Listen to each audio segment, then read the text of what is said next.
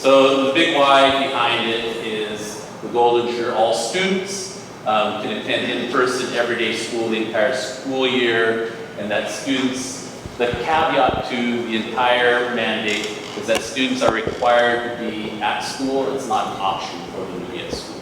And that, of course, that's changed a little bit. As of yesterday, the governor saying Friday, all public places, not only schools, will be required to wear masks. The pieces that I think are important, and this is where there's a little bit of choice that comes in, is that at school during regular hours is when masks are to be worn indoors, when they're engaged in educational activities away from campus, such as field trips, if it's during an educational endeavor. And also outside the regular school hours, if it's an activity that's required as part of their education. Here are the areas where students are not required to wear masks. When they're eating or drinking, sleeping, hopefully we won't have much of that going on in our classes. Playing musical instruments that use the mouth, engaging in sports activities, physical education, if they're in a private enclosed classroom, and children under the age of 2. In addition, recess, which is outside, and after-school sports. And the caveat there is, remember, it's all wrapped around what's required. When a child is required to be in school, that's when the mask is required. When it's a choice, for example, if it's a choice to not go out for sports, then it's not part of the mandate. There's information that there's other states, Washington, California, Nevada, Illinois, Virginia, a few others, that do have statewide mandates, and another number of states also requiring. OD also wanted to note that Governor Hutchinson, I believe of Arkansas, has now asked for his legislative body to make an exception to his no mask mandate rule because of the increase in infection rates.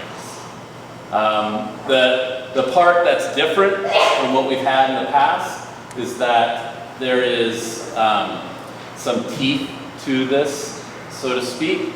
So if we are not enforcing the mask mandate, we have the possibility of a $500 fine per school, per day, per incident.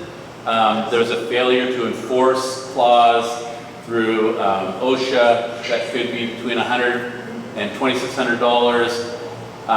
That's if it's a failure to enforce. My understanding, our fine would be $2,600. There's a willful neglect. That would be $126,000 for a district our size because we have 251 employees. And there's a few other civil penalties that could be cited. The big question is, how are there going to be COVID police? No, there are not going to be COVID cops, but it'll all be based on people turning in complaints to ODE, to OSHA, and to the state as far as the district not following the rules. So those in a nutshell is the requirements. As a board, do you have any questions for me?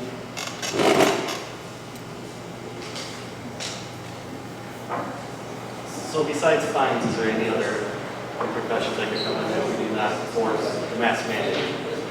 Besides fines on the school, Yes. there is fines for teachers and for administrators. They can lose their license or be fined. So our teachers can ultimately may lose their license if they don't enforce it? That's a possibility. Hey, at this time,